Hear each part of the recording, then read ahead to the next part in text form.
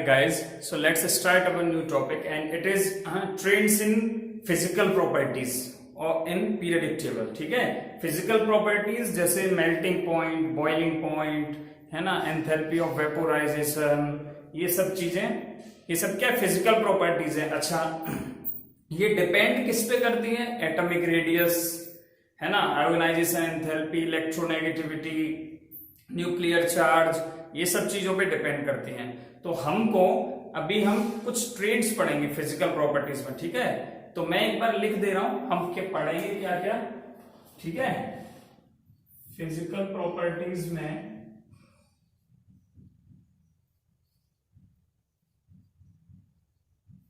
ठीक है, एक पॉइंट लिख लो, these depends on the variation of factors like atomic radius,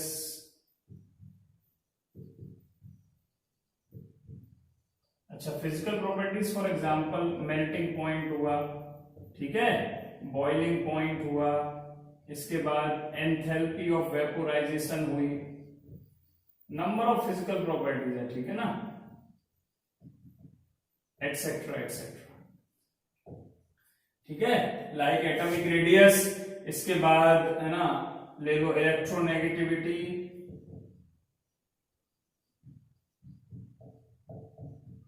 ionic radius, ये सब हम पढ़ने वाले हैं. जितना भी मैं ये लिख रहा हूं ये सब टॉपिक पढ़ेंगे करके, है ना. आयोनिक रेडियस, इसके बाद आयोनाइजेशन एंथैल्पी, आयोनाइजेशन एंथैल्पी, इसके बाद पढ़ेंगे बेटा हम इलेक्ट्रोनेगेटिविटी हो गया, इलेक्ट्रॉन गेन एंथैल्पी,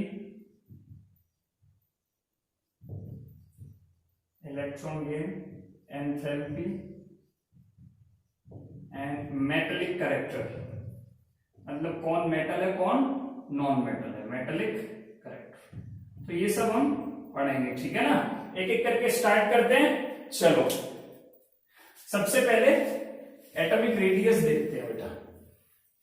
ये वीडियो थोड़ा लॉन्ग होगा, ठीक है, लेकिन ये बहुत इंपॉर्टेंट है तुम्हारे लिए. याद रखना, पूरी इनऑर्गेनिक केमिस्ट्री का बेस है ये सब चीजें, और इसमें एक्सेप्शंस भी आएंगे, तो एक्सेप्शंस भी कवर करने, इसीलिए वीडियो में टाइम लगेगा. एक्सेप्शंस क्यों होते हैं मैंने तुम्हें बताया, रटना नहीं है कुछ भी, हर चीज के पीछे का रीजन तुम्हें दिमाग में रखना है कि ऐसा क्यों हो रहा है. ठीक है, तो सबसे पहले एटॉमिक रेडियस.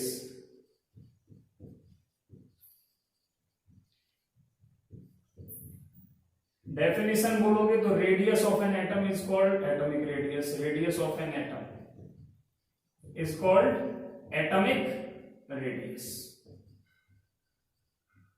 अच्छा, अभी तक तुम्हारे दिमाग में क्या कॉन्सेप्ट था कि सर ये एटम है ना, ये इसका न्यूक्लियस और ये इसकी सबसे बाहर वाली सेल, इसके अंदर और भी हो सकती है लेकिन ये सबसे बाहर वाली, तो इससे इसकी दूरी, न्यूक्लियस की दूरी को हम क्या बोल देते थे, एटॉमिक रेडियस, है ना, एटॉमिक रेडियस. 10th तक ये एप्लीकेबल कर देते हैं लोग. ठीक है, लेकिन अब ये कॉन्सेप्ट चेंज हो जाएगा. हम ऐसे एटॉमिक रेडियस नहीं निकाल सकते. क्यों नहीं निकाल सकते?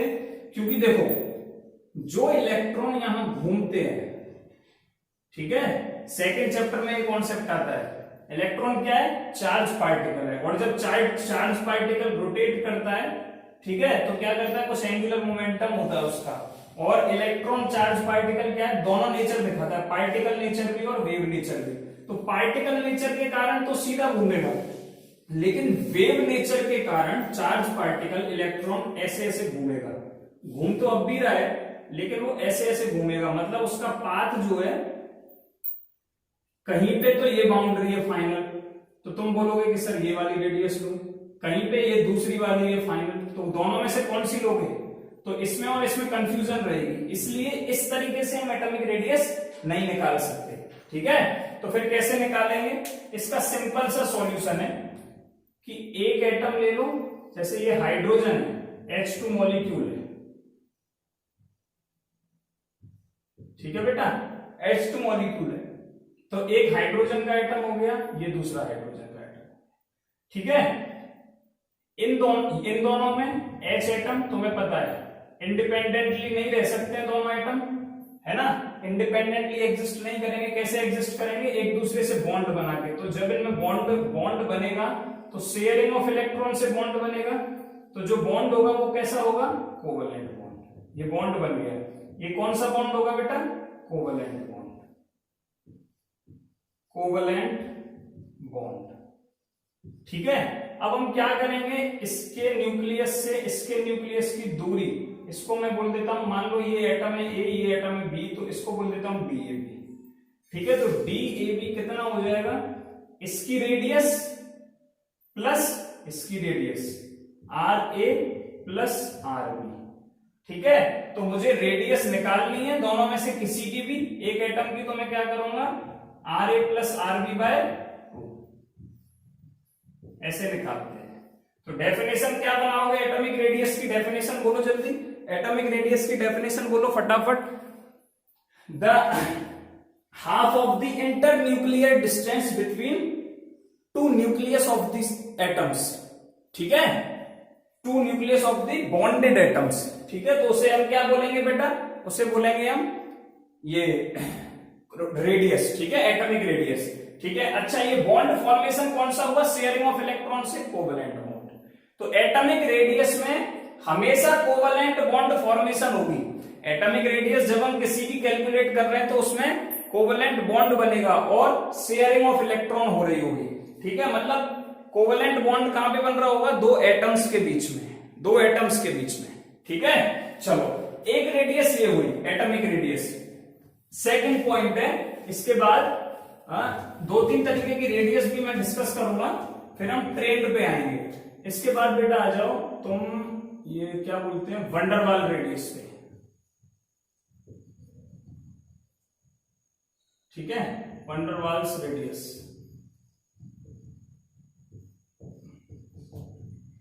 ये वंडरवाल क्या है?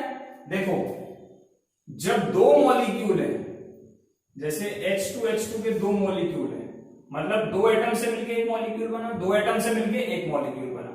तो दोनों एटम के जो मॉलिक्यूल्स हैं, जब उनके बीच में आपस में, है ना, इंटरेक्शन हो रहा हो, क्या हो रहा हो? इंटरेक्शन हो रहा हो। ठीक है। इंटरेक्शन होता कैसे है? ठीक है। तो इनके बीच में ना ये कुछ वीक, याद रखना, वंडरवाल फोर्स ऑफ अट्रैक्शन होते हैं। ये 5th चैप्टर में आएगा, थोड़ा सा बस दिमाग में रखना कि और कुछ नहीं है, वीक अट्रैक्शन फोर्सेस होते हैं। Van der Waals forces weak attraction forces होते हैं। तो इस एटम के बीच में, है ना, और इस एटम के बीच में ये आपस में कुछ फोर्स लग रहा होगा, उसे हम वंडरवाल फोर्स बोल देते हैं। ये एटम नहीं, सॉरी, मॉलिक्यूल, H2 का एक मॉलिक्यूल, H2 का एक मॉलिक्यूल, वंडरवाल फोर्सेस। और ये इतनी दूर रहेंगे क्योंकि इनमें कोई भी ओवरलैपिंग नहीं हो रही है, खाली ये यहाँ है, ये यहाँ है, बस थोड़ा सा इंटरेक्शन हो रहा है, दोनों एक दूसरे के इन्फ्लुएंस में आ रहे हैं, इसलिए ये क्या है? Van der Waals force. ठीक है। तो इतनी दूरी को, इतनी दूरी के हाफ कर दो। ठीक है, क्या कर दो? हाफ कर दो, तो तुम्हें क्या मिल जाएगी बेटा?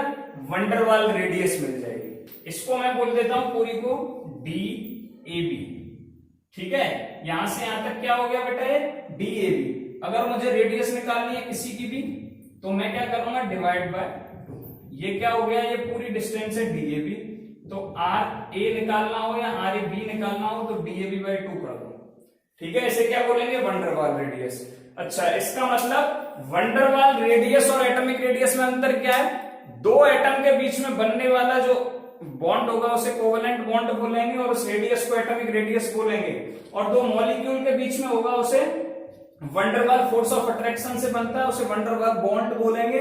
ठीक है। वंडरवाल बॉन्ड नहीं बोलते हैं, फोर्स ऑफ अट्रैक्शन बोलते हैं केवल। और रेडियस निकालनी है तो क्या करेंगे? डीएबी बाय 2 कर देंगे। ठीक है। तो ये थी वंडरवाल रेडियस। सर एक आध एग्जांपल तो प्रैक्टिकली किन किन के बीच में एग्जिस्ट करती है? देखो, नोबल गैसेस के एटम्स, जितने भी नोबल गैसेस हैं, है ना, ये सब helium, neon, argon, krypton, xenon और रेडॉन, ये सब क्या है? नोबल गैसेस हैं, आराम से एग्जिस्ट करता है एक एटम। तो एक He को मैं ये ले लेता हूं, एक He का एटम ये रहा, ठीक है, तो नोबल गैसेस के बीच में हमेशा वंडरवाल फोर्स ऑफ अट्रैक्शन लगते हैं, दो एटम का मॉलिक्यूल, क्योंकि वो एटम की फॉर्म में एग्जिस्ट करते हैं, मॉलिक्यूल की फॉर्म में बहुत कम एग्जिस्ट करते हैं, तो केवल weak Van der Waals forces of attraction लग रहे होंगे। तो अगर मैं रेडियस निकालना चाहता हूं एक He एटम की, तो मुझे क्या करना पड़ेगा, दो एटम को पास लेके आने की कोशिश करनी पड़ेगी और इस तरीके से उसकी रेडियस निकालनी पड़ेगी।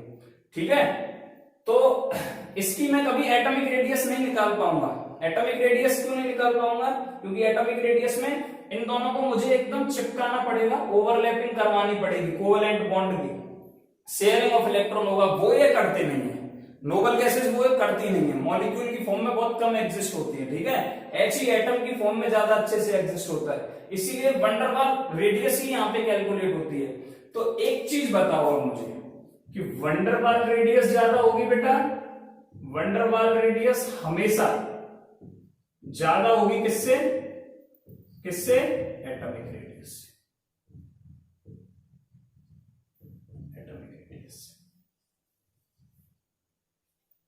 ठीक है, कोई दिक्कत नहीं है ना। चलो, ये वंडरवाल रेडियस हुई। इसके बाद थर्ड पॉइंट आओ, थर्ड आ जाओ। अच्छा, एटॉमिक रेडियस हमने नॉन मेटेलिक एटम्स के लिए डिस्कस की थी, एक पॉइंट और नोट कर लेना वहां पे, एटॉमिक रेडियस हम हमेशा नॉन मेटल के दो एटम के बीच की बात करते हैं। जब मेटल के एटम्स की बात कर रहे हो तो हम उसे मेटेलिक रेडियस बोलते हैं। ठीक है, मेटेलिक रेडियस। यहां पे कौन सा बॉन्ड बनेगा, हमेशा आयोनिक बॉन्ड बनेगा, याद रखना है, आयोनिक बॉन्ड बनेगा। वहां पे कौन सा बॉन्ड बन रहा था, कोवेलेंट बॉन्ड बन रहा था, यहां कौन सा बॉन्ड बनेगा, आयोनिक बॉन्ड बनेगा। बाकी सब सेम है, दो मेटल के एटम ले लो, जैसे फॉर एग्जांपल सोडियम है। ठीक है बेटा, सोडियम के दो आपस में मिले, इंटरेक्शन हुआ, ठीक है, इसके रेडियस इसकी रेडियस, यहां से DAB निकल आएगा, एक एटम ये A हुआ ये B हुआ, तो RA प्लस RB, बाकी सब सेम है। ठीक है, बस बॉन्डिंग का अंतर याद रखना, मेटल के बीच में हमेशा आयनिक बॉन्ड फॉर्म होता है। ठीक है, RA प्लस RB, तो अगर मुझे RA निकालना है तो मैं क्या कर सकता हूं, क्या कर सकता हूं, DAB/2 कर दो या DAB माइनस RB कर दो, कैसे भी निकाल लो। ठीक है ना, समझ में आ रहा है, मेन तुम्हारे कॉन्सेप्ट समझ में आना चाहिए मैं क्या कहना चाहता हूं। ठीक है, रेडियस निकाल लोगे, कोई दिक्कत इसमें, कोई दिक्कत नहीं होनी चाहिए। अच्छा, ये तो मेटालिक रेडियस का एक कॉन्सेप्ट हुआ, इसमें मेटालिक बॉन्डिंग होती कैसे है ना, ये तो मैंने तुम्हें कोवेलेंट बॉन्ड के तरीके से समझा दिया है, लेकिन वास्तव में मेटालिक बॉन्डिंग ऐसी नहीं होती है बेटा। मेटालिक बॉन्डिंग कैसे होती है, देखो, मेटल क्या करते हैं, एक दिमाग में याद रखना, मेटल हमेशा टेंडेंसी होती है उनकी एटम की लूज करने की। मेटल की क्या टेंडेंसी होती है, मेटल की क्या टेंडेंसी होती है बेटा, एटम में हर मेटेलिक एटम की टेंडेंसी होती है इलेक्ट्रॉन को वो आसानी से छोड़ सकता है, क्या कर सकता है, इलेक्ट्रॉन को आसानी से वो रिमूव कर सकता है, लूज कर सकता है। नॉन मेटल कैसे कहते हैं, जो इलेक्ट्रॉन को आसानी से गेन कर ले, जो लूज करे उसे मेटल, जो इलेक्ट्रॉन को एक्सेप्ट करे उसे नॉन मेटल। समझ में आ रही है ये बात। अब पार्ट ये आता है कि देखो मेटेलिक बॉन्डिंग होती कैसे है। मान लो एक मेटल का एटम है, मेरे पास कोई सीट नहीं है, ये रहा, ठीक है। मेटल हमेशा क्रिस्टल्स की फॉर्म में रहते हैं। क्रिस्टल्स मतलब देखो, ये मैं तुम्हें दिखा रहा हूं, जैसे मैं इस कॉपी पे बना देता हूं, यहां पे मेरे पास एक एटम है मेटल का, ठीक है, इसके साइड में दूसरा, इसके साइड में तीसरा, इसके साइड में चौथा, फिर नीचे भी बने होंगे इस तरीके से बेटा, ठीक है, समझ में आ रही है बात। और इनकी आउटर मोस्ट सेल में इलेक्ट्रॉन घूम रहे होंगे, तो इसके पास कुछ इलेक्ट्रॉन होंगे, इसके पास कुछ इलेक्ट्रॉन होंगे, दिख रहा है ना ये क्लियर एकदम, ठीक है। तो ये सबके पास इलेक्ट्रॉन होंगे। अब देखो, इसी को मैं बोर्ड पे लेके आ रहा हूं, बोर्ड पे लेके आ रहा हूं,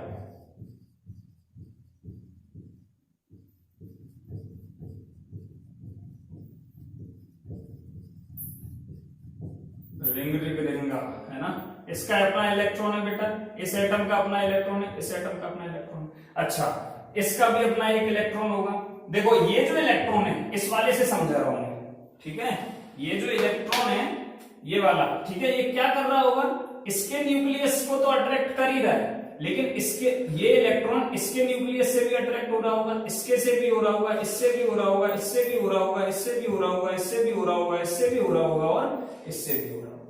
तो क्या करता है, ये बॉन्डिंग फॉर्म करने की कोशिश करता है, ऐसे ब्रिज जैसा हो गया ना, इलेक्ट्रॉन के थ्रू न्यूक्लियस जुड़ रहे हैं, एक न्यूक्लियस Na दूसरे न्यूक्लियस एटम से जुड़ रहा है, दोनों ही मेटल के एटम है, ये भी मेटल है, ये भी मेटल का एटम है, ठीक है, कोई परेशानी नहीं है ना, समझ में आ रहा है। तो इस तरीके से मेटलिक बॉन्डिंग होती है, समझ में आ रहा है, वाया वाया किसके, इलेक्ट्रॉन के थ्रू, ऐसे मेटलिक बॉन्डिंग होती है। तो ये एक इंपॉर्टेंट कॉन्सेप्ट था, ठीक है। अब बाकी तो कोई दिक्कत नहीं होनी चाहिए, बाकी तुम्हारे समझ में आना चाहिए कि मेटल की हमेशा इस तरीके से हम निकालते हैं। इसको तुम्हें 3D में इमेजिन करना है, लेकिन एक लेयर है पूरी, ठीक है, इस बोर्ड को ऐसे उठा लो, उसका एक इलेक्ट्रॉन और सबका इलेक्ट्रॉन, इसका भी ऐसे इससे अटैच हो रहा होगा सबसे, इसका भी ऐसे, इधर और भी एटम्स हो सकते हैं, इसका इसका सबका, ठीक है ना। तो ये तुम्हें दिमाग में रखना है बस। तो मेरा ये एक इंपॉर्टेंट पॉइंट था, ये तुम्हें समझाना था, ये काफी जरूरी पॉइंट है, ठीक है। चलो इसके बाद हम आते हैं मेटेलिक रेडियस, समझ में आ गई बेटा, किसे कहेंगे मेटेलिक रेडियस, हमेशा मेटल के एटम्स के बीच में बनेगी, मेटेलिक रेडियस उसे बोलेंगे, है ना। The radius of two, metallic radius की तुमसे डेफिनेशन पूछता है तो the half of the internuclear distance between two adjacent metallic atoms is known as the metallic radius. Definition आराम से लिख सकते हो, है ना, डेफिनेशन लिख लेनी है। चलो इसके ट्रेंड की तरफ, अभी ये सब डेफिनेशन थी, एटॉमिक रेडियस पे आ जाओ। चलो वापस, किन किन के बीच में देखते हैं, दो नॉन मेटल के एटम्स के बीच में देखते हैं, ये सब बता दिया। हमेशा कौन सा बॉन्ड बनेगा, कोवेलेंट बॉन्ड बनेगा, ये भी बता दिया, ठीक है। चलो इसका हम वो वाले मेथड से क्यों नहीं देख सकते हैं कि भाई जैसे एक पता है स्फेरिकल जैसी शेप होती है एटम की, इतना दिमाग में पिक्चर आया अभी, तो कि सर डायरेक्ट उसकी रेडियस ले लें, वो नहीं देख सकते। उसका रीजन तुम्हें बता दिया, क्योंकि एंड जो एज है उसकी वो शार्प नहीं होती है, वेव फॉर्म में एटम इलेक्ट्रॉन मूव कर रहा होता है आउटर वाला, तो जो बाउंड्री है वो फिक्स नहीं है कि अंदर है कि बाहर है, तो कहां से रेडियस लोगे, अंदर वाले से कि बाहर वाले से, है ना, इसीलिए वो हम कैलकुलेट नहीं करते हैं। और अगर जैसे फॉर एग्जांपल बोल रहा हूं मैं, जैसे Cl2 है, इसका एक Cl एटम ये रहा बेटा, दूसरा Cl एटम ये रहा, ठीक है, इसके इन दोनों के न्यूक्लियर की डिस्टेंस होती है, ठीक है, DClCl होता है बेटा 99 पिकोमीटर, है ना, सॉरी 99 पिकोमीटर। तो मुझे अगर R ऑफ Cl निकालना है तो सिंपल 99/2 कर दो, कितना आएगा, 2 4 8 और 2 9 18 and 5 49.5, ठीक है, नैनोमीटर, पिकोमीटर, सॉरी ये पिकोमीटर, ठीक है। तो ये एक एग्जांपल था। अब इसके ट्रेंड की बात करते हैं, ट्रेंड वेरी इंपॉर्टेंट पार्ट, यही हमारा सब इंपॉर्टेंट है, ठीक है। मेटल्स के लिए बता ही दिया तुम्हें। एटॉमिक रेडियस को मेजर किससे करते हैं, ये एक और पॉइंट लिख लो, सब पॉइंट्स लिखते जाना है ना। Atomic radius measure by X ray spectroscopy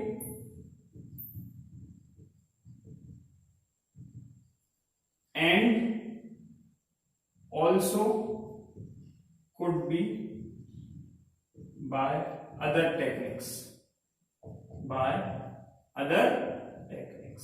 समझ में आ रही है ये सब चीजें, ठीक है। अब इसके ट्रेंड की बात करते हैं, trend of atomic radius, very important,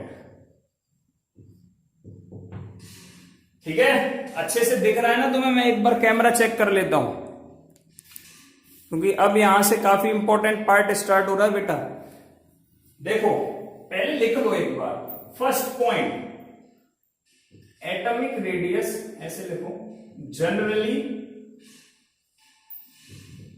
atomic radius decreases along the period.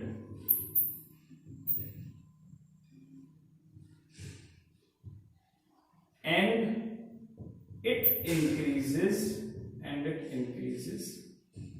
along the group, ठीक है, लिख लिया।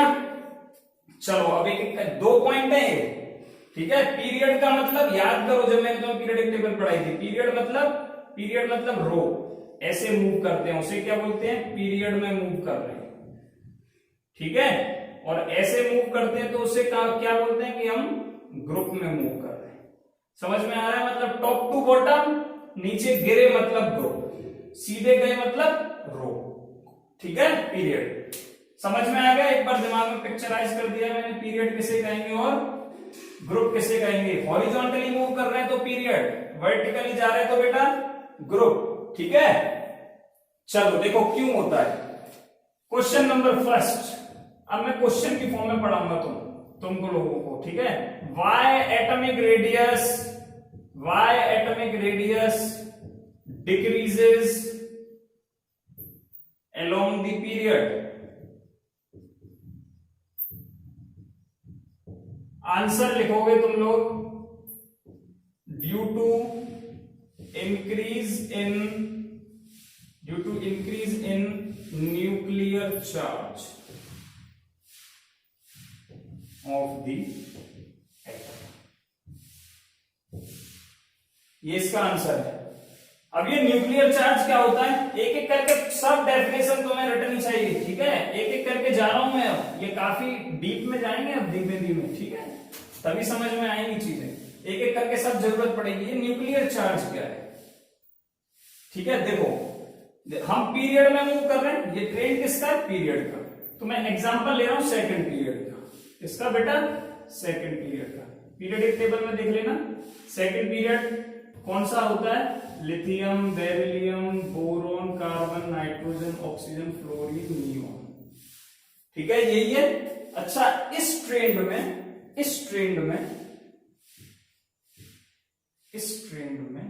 यहां पे लिख दे रहा हूं, decreases along the period except noble gases. एक ही एक्सेप्शन है, नोबल गैसेस। वो क्यों है, वो भी अब दूसरा क्वेश्चन ले लेंगे, ठीक है। फिलहाल याद रखना, तो मैं यहां से नोबल गैस को हटा रहा हूं, ठीक है, बाकी ये सब आएंगे। चलो, मतलब यहां से यहां जाने तक बेटा क्या होता है, एटॉमिक रेडियस क्या होती है, डिक्रीज होती है, घटती है लगातार, because increase in nuclear charge. कि सर ऐसा क्यों, देखो अब लिथियम का बेटा ये एटम बनाया मैंने, सेकेंड पीरियड मतलब 2 सेल होंगी, फिर मैं कार्बन ले रहा हूं और लास्ट में फ्लोरीन का ले रहा हूं, ठीक है। लिथियम का एटॉमिक नंबर बताओ 3, कॉन्फ़िगरेशन 2 और 1 बन जाएगा। जनरली बात कर रहा हूं, अभी 1s वाले में मत जाओ, पुराने वाले स्टाइल में 2 पहली सेल में और 1 बाहर वाली सेल में, ठीक है। इसका एटॉमिक नंबर कार्बन का एटॉमिक नंबर 6। प्रोटॉन कितने होंगे इसके अंदर, इसके पास कितने प्रोटॉन होंगे, 6 प्रोटॉन होंगे। इसके न्यूक्लियस में कितने प्रोटॉन होंगे, 3 प्रोटॉन होंगे। ये फ्लोरीन का है, ये एटम किसका, फ्लोरीन का। तो इसके एटॉमिक नंबर कितना होता है फ्लोरीन का, 9। तो कितने प्रोटॉन हुए, 9 प्रोटॉन।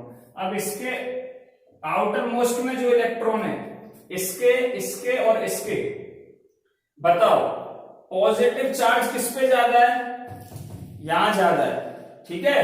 तो ये पॉजिटिव चार्ज ये आउटर मोस्ट इलेक्ट्रॉन को ज्यादा अट्रैक्ट करेगा comparative to this and comparative to this. तो जब ज्यादा आउटर मोस्ट इलेक्ट्रॉन को अट्रैक्ट करेंगे तो ये पूरी सेल, एक इलेक्ट्रॉन तो है नहीं, बहुत सारे इलेक्ट्रॉन है, तो ये पूरी सेल क्या होगी, अंदर की तरफ खिंचेगी, और अंदर की तरफ खिंचेगी तो क्या होगा, एटॉमिक रेडियस डिक्रीज होगी। तो ये जो खिंचना है ना, ये जो नेट अट्रैक्शन फोर्स है किसका, न्यूक्लियस का, किस पे, बाहर के इलेक्ट्रॉन्स पे, इसी को क्या बोलते हैं, न्यूक्लियर चार्ज। इसी को क्या बोलते हैं, न्यूक्लियर चार्ज। तो जैसे जैसे हम लेफ्ट टू राइट मूव हो रहे हैं, क्या हो रहा है बेटा, न्यूक्लियर चार्ज क्या हो रहा है, न्यूक्लियर चार्ज क्या हो रहा है, बढ़ रहा है। Number of proton is nothing but the nuclear charge. Nuclear charge क्या हो रहा है, बढ़ रहा है। That's why atomic radius decrease हो रही है। फिर क्या हो रहा है, एटॉमिक रेडियस डिक्रीज हो रही है। समझ में आया क्यों, बहुत अच्छे से समझ में आना चाहिए, बहुत प्यार से समझा रहे हैं, ठीक है। एटॉमिक रेडियस डिक्रीज क्यों हुई, तो न्यूक्लियर चार्ज की एक डेफिनेशन लिख लो फटाफट यहीं पे, है ना। द अट्रैक्टिव, ये किसकी डेफिनेशन है, न्यूक्लियर चार्ज की डेफिनेशन लिख लो जल्दी। The attractive force of nucleus protons on the outermost electron of the atoms is called nuclear charge। समझ में आ रहा है, ठीक है। जैसे जैसे प्रोटॉन की संख्या बढ़ेगी, और भी इसके बहुत कूलम्स लॉ से भी इसे समझा सकते हैं, F equal to Q1 Q2 upon R square, है ना। तो उससे भी समझा जा सकता है आराम से, ठीक है। लेकिन ये मेथड मेरे हिसाब से ज्यादा इजी और बहुत अच्छे से याद रहेगा तुम्हें, और ये बहुत इंपॉर्टेंट है न्यूक्लियर चार्ज। इस पे सारे फैक्टर्स डिपेंड करेंगे कहीं ना कहीं। समझ में आ गया न्यूक्लियर चार्ज क्या होता है। चलो इसके बाद अब ये समझ में आ गया ना कि ये न्यूक्लियर चार्ज बढ़ रहा है, तो लेफ्ट टू राइट जाने पे एटॉमिक रेडियस घट रही होगी, क्लियर। चलो लेकिन अभी नोबल गैसेस नहीं ली है मैंने, ये याद रखना, नोबल गैसेस अभी मैं नहीं ले रहा हूं। एक कॉन्सेप्ट इंट्रोड्यूस कर रहा हूं, shielding effect.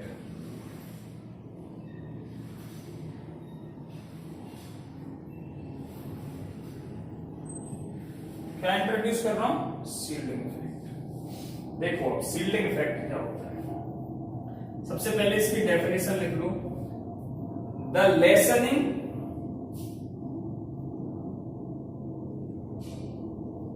Of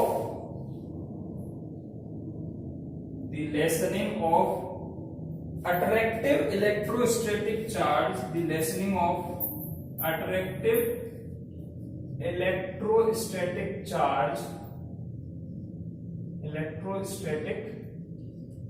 charge difference between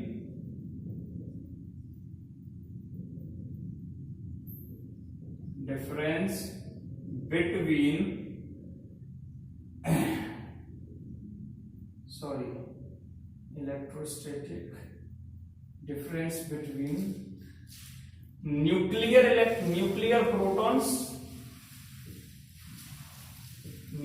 protons and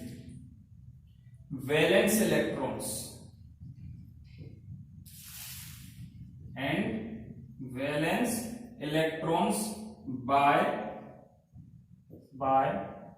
partially or fully filled inner cells।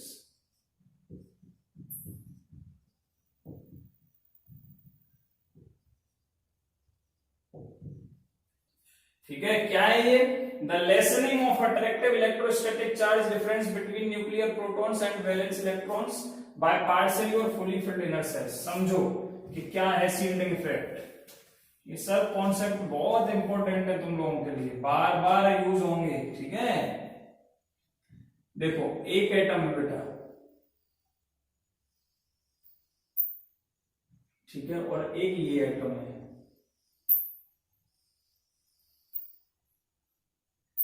इसके पास इसमें 2 इलेक्ट्रॉन, इसमें मान लो 1 2 3 4, ये कार्बन हो गया, मतलब कार्बन क्या है 6, तो 2 और 4। इसमें मानो 2 इलेक्ट्रॉन, 1 2 3 4 5 6 7 8, ठीक है। और बाहर वाले में मान लो 2 इलेक्ट्रॉन। ये हो गया मैग्नीशियम, 12 इलेक्ट्रॉन टोटल।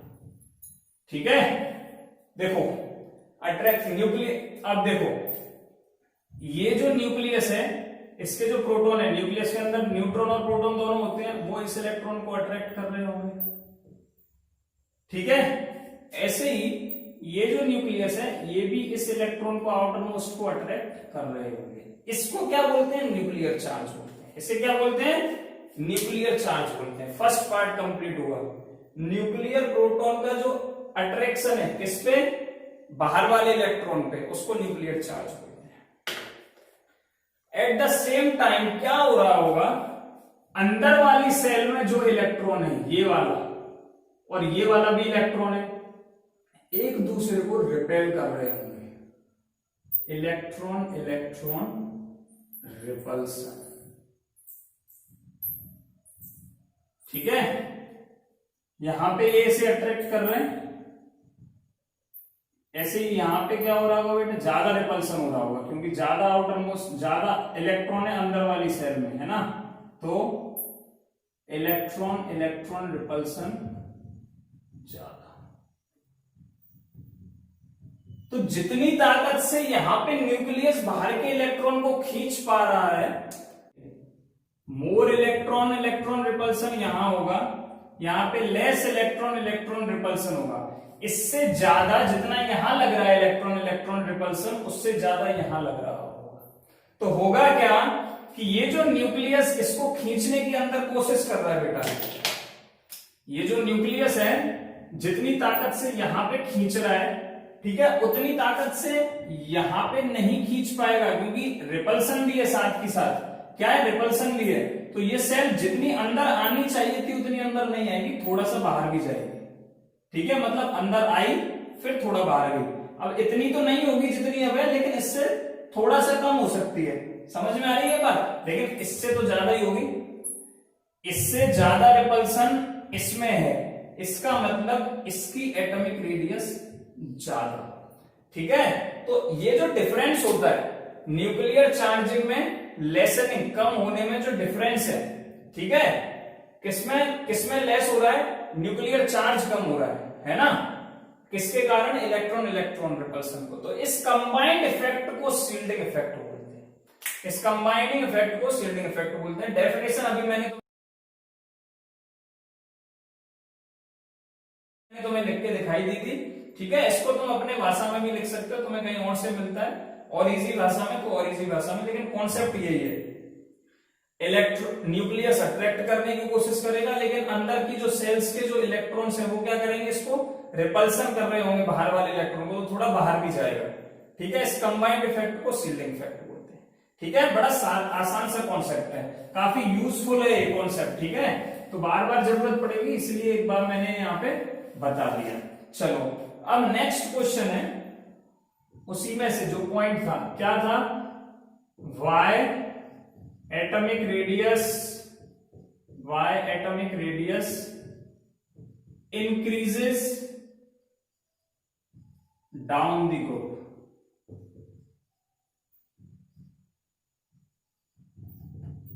इसका तो सीधा सा आंसर है, देखो, lithium, sodium, potassium, rubidium, caesium और फ्रांसियम। ठीक है, कौन से पीरियड का है? Second, third, fourth, fifth, sixth, seventh.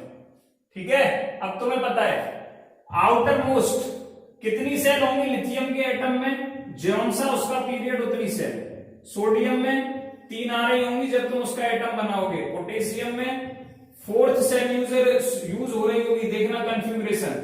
ठीक है, ऐसे रूबिडियम में 5 यूजर हो रही होंगी। तो अपने आप दिख रहा है, on moving down the group number of shells increases, that's why atomic radius increases. Simple सा आंसर है। ठीक है, सिंपल सा आंसर है। क्या लिखोगे इसके आंसर में? On moving down the group, on moving down the group, down the group, number of cells increases, number of cells increases, and atomic radius increases. इसमें कोई डाउट नहीं होना चाहिए, रीजन तुम्हारे सामने है। ठीक है, चलो अब हम इसमें कुछ एक्सेप्शनल क्वेश्चंस की बात करेंगे बेटा। ठीक है, कुछ एक्सेप्शनल क्वेश्चंस की बात करें या नेक्स्ट लेक्चर में?